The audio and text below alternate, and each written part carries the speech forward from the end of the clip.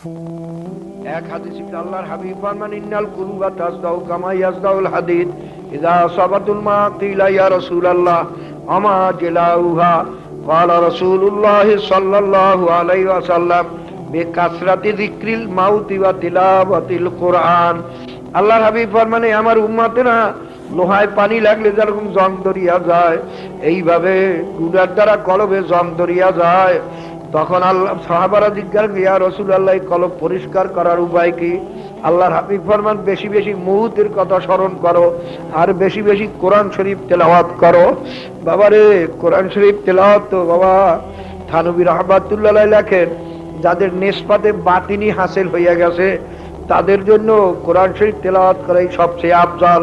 কেন আল্লাহর হাবিবের হাদিসে ভিতরে ফরমান আফজালুজ যিকরি তিলাওয়াতুল কোরআন।